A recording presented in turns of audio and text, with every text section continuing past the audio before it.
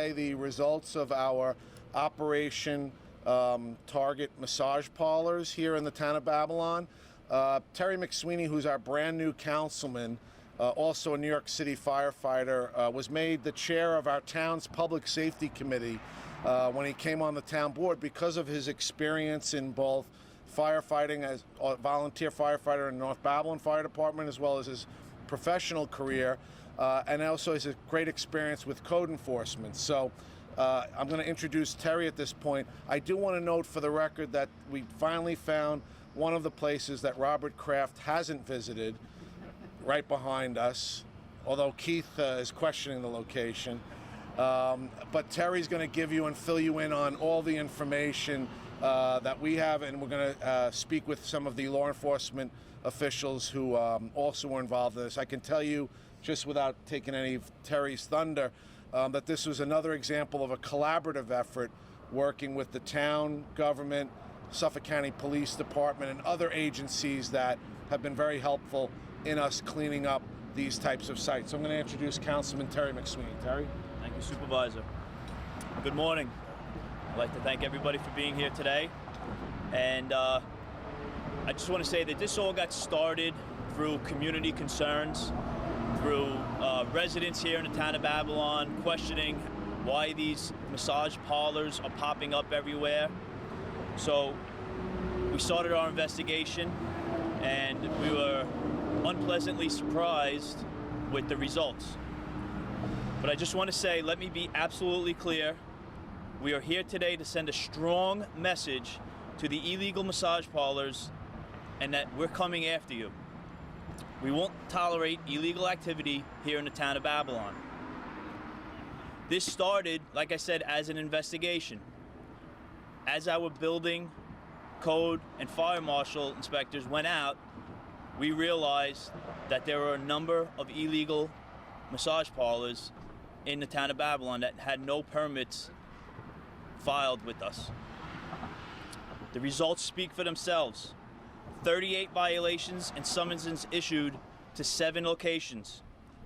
4 establishments were shut down. 3 for serious fire, safety, and building hazards and operating without massage licenses, and 1 for illicit activity. That being said, I'm going to introduce Inspector Kane here from the 1st Precinct. Good morning. My name is Kevin Kane, Inspector, Commanding Officer of the 1st Precinct. Over my right shoulder is Lieutenant Paul Mamay, Commanding Officer of Plainclothes Unit, 1st Precinct Crime Section. And to his right is Executive Officer of the 1st Precinct, Brendan Forte, Deputy Inspector. Our 1st Precinct Crime Section officers conducted an investigation into illegal activities at this location, 135 Sunrise Highway, and arrested 2 women on March 7th at about 3 p.m. The women, ages 54 and 56, both from Flushing, were each charged with 1 count of unauthorized practice of a profession, which is a Class E felony under the New York State education law, which is essentially the act of practicing a profession, in this instance massage therapy, without a license to do so. They also each charged with 1 count of prostitution, a Class B misdemeanor under New York State penal law. Undercover officers entered Smile Wellness Spa, where both women work, and after we received complaints of illegal activity at this business. The officers received massages and were propositioned a sex act for a set amount of money. The officers then exited the business and relayed what happened to officers outside. Both women were arrested shortly thereafter. And that's what we have at this point. We do have an ongoing investigation as to whether or not this business has any connection to any other similar business owned by either an individual or group of owners or operators. Thank you. Thank you, Inspector. This is about shutting down the bad guys who give the industry a bad name. To make sure that the law-abiding small businesses can thrive here in the town of Babylon. It often goes unnoticed that criminal activity like we've seen here last week has a real-world effect on the law-abiding small businesses that are trying to make a living. I'd like to introduce Marla Kaplan, owner of Hands-On Healthcare Massage Therapy and Wellness Day Spa in Comac. Thank you. As a Town of Babylon resident, I'm proud that my town is moving forward in closing and eliminating these types of illegitimate storefronts. These businesses present a public safety issue and often sabotage the legitimacy of real massage therapy centers and spas. Most people I have spoken to are unaware that there's a license required for massage and are unaware that these body workers are unlicensed. As these types of illegitimate businesses grow, so do the amount of clients coming in to our type of places, being aggressive and wanting certain services. It can be uncomfortable and scary and even traumatizing to the therapist. It has happened on many occasions at my place. These places don't represent what a real massage therapy center spa is like. These places certainly give the word massage a negative connotation. There are very good reasons why New York State requires licensing for massage therapists and that we fall under the term licensed healthcare provider. New York State requires an associate's degree in massage therapy, which includes 1,000 hours of education and 150 hours of practice on a person. It is because we truly affect people's health and well-being. There are many contraindications for massage, such as varicose veins. Because of the increased risk of blood clots, we would not work on these areas, yet we've been told, I've heard myself, that people will go to a foot rub place to have these areas worked. People get confused. They charge a quarter of the price. They're undercutting the real price of licensed services. I personally heard that if I refused to treat them, they would go here, and it's apparent it's a common practice. Infectious disease can be passed through open sores, cuts, etc. My therapist spent hundreds of hours and have spent many thousands of dollars to be properly educated regarding sanitation guidelines for linens, lotions, etc., and most importantly, addressing a person's overall health. Businesses such as mine also suffer financially due to these places, and when my business suffers, my employees suffer as well. They truly take money out of our pocket and make it more difficult to pay our bills. These types of places greatly impact our community and small businesses throughout Long Island. Again, thank you Rich Schaefer and Terry Mcsweeney and everyone else involved in this venture in closing and removing these types of businesses.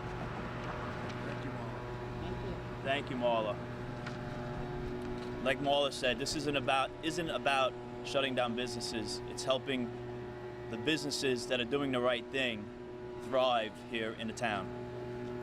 I'd like to introduce Gregg, owner of Hana Spa in West Babylon. Hi, my name's Gregg Schilling, and I represent Hana Spa. We're a new business that has started in West Babylon, and I'm proud to be recognized by the city leaders here as one of the new businesses that are doing it correctly. And I'd also like to mention that when we opened the business last summer, we received a lot of guidance from Babylon City Hall. They gave us a list of rules to follow, and it was a big help in us setting up our business correctly. And again, I'd just like to thank the city of Babylon. Thank you, Gregg. We're open to any questions you guys have. Can I ask Greg a question? Sure. Gregg? Yeah. Hi. So, how do you feel about the fact that there have been these sort of high-profile busts, even down in Florida, and are you concerned that it does, kind of give the business a bad name? How do your customers, they're concerned? Well, yeah, it is a concern, but we kind of approach it the same as we always have, because in this particular business, you always have to maintain that level of professionalism, because there's always been that shady business out there. So when you set up your business, you have to make sure and set it up correctly and make sure it's very professional, and you have to let your customers know all the time, that this is licensed therapeutic massage, because you always have people coming in and asking something different. So it's important that you have people there that can explain, you know, this is licensed therapeutic massage, and licensed therapeutic massage does a great service to people. I mean, a lot of people really need the therapy. So it's good. You just have to differentiate and make it clear. Have you heard from customers that come in and assume there's something inappropriate and you have to set them straight? Absolutely. And they call too. Really? Oh yeah. How often does that happen? Oh, maybe 1 out of 10. But you have to let them know. Marla, would you like to add anything to that? I think he's. Can someone, do you believe that there were illegal activities going on in the other 3 locations that were shut down? No, I can't assume that. The other 3 that were shut down, they didn't go with us on the other ones. The other ones that were shut down for serious fire violations, building code violations, plumbing violations, of that nature. And also, they didn't have any record on file with the town clerk's office in the town of Babylon. The additional 3 locations that were issued summonses that weren't shut down, what were those locations? We can get you those. I don't have. What do you want? The addresses? Yeah, addresses. Okay. Yeah. Well, I'll get you that, Rachel. And to clarify what Inspector King had said earlier, it was hard to hear when he was speaking. Did you say that officers went in undercover and got massages and then were asked if they wanted to have sex acts performed on them? Yes, and after declining those offers, I'm sorry. Hard to hear, sorry. Yes, you want to repeat the question?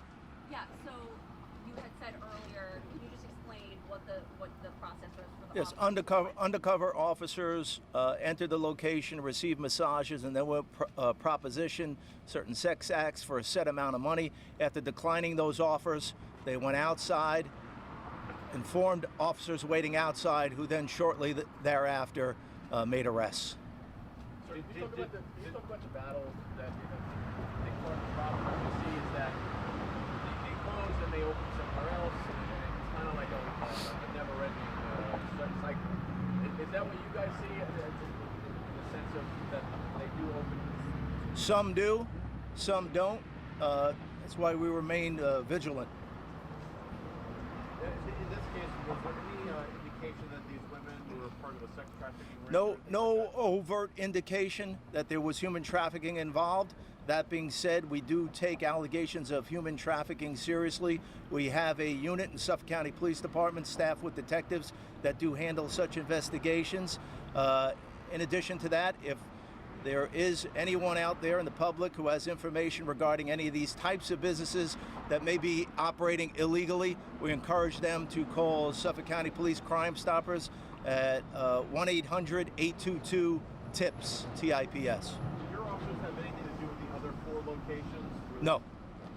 So to the extent that people might say this is a victimless crime, your point is it's definitely not, right? Like, what do you hope people understand? Yes. In what way are the women, being victimized? That's a case-by-case basis, whether or not they're being victimized. But when we do these types of investigations, we definitely look towards that. Roger, let me ask one question. You look at this website here. Yes. What is the impression that they are giving someone visiting this website to go to the parlors and you're...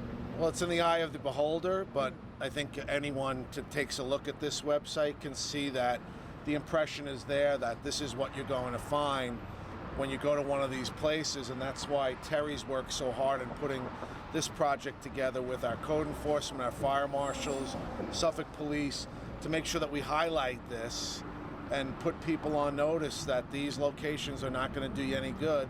And in fact, it could end up being a reverse operation where if you patronize a place like this, you could end up being arrested as well. I think what Terry wants to stress, and Kate Browning, our head of our code enforcement office, is that one, we do have a serious issue and concern, and that's why we're grateful to Suffolk Police and Suffolk DA Tim Mcsweeney for setting up the sex trafficking unit that he has set up out of his office to further investigate any information that they obtain when they're doing these arrests, to go after, as the reporter says, the people who are victims, the women that are being put up to this. And We don't have exact evidence that each and every one of them is being, but we know that this has gone on in the past, and that's why we want to do whatever we can to provide valuable information to bring that down. But back to what you said, Keith, is that this website gives you the clear impression, and again, you don't have to be a brain surgeon to take a look at it to figure out what you're going to find when you look for this. But you've closed down now 5 of these spas, these massage parlors. What can the town do if 5 more open up? Is there any sort of procedure that someone has to go through to open up one of these things? Are there alarm bells that go off that the town can look into? So just like the Supervisor Schaefer likes to describe it as whack-a-mole, we tackle this issue with the squatter situation here in the town of Babylon. They're just popping up in different locations, and we're going to do the same thing here with illegal massage parlors. And it's my job as chairperson of public safety to make sure that we stay on top of this. So we will have our inspectors out and about, and we will do our very best to make sure that everything's on par and on a level with massage parlors. And also, our residents, if they suspect anything, they can also call 311 to let us know of any information they have. There's no licensing, there's no procedure that you have to go through to get Absolutely. business in the town of Babylon. Absolutely. There's a license. You have to have a massage parlor license with New York State.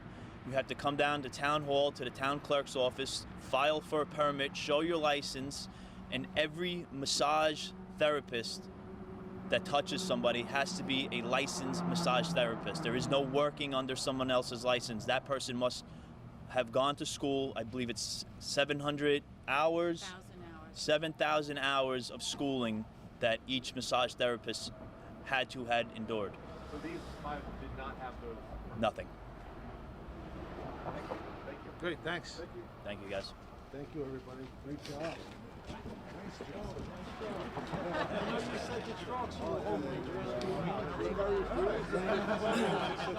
job.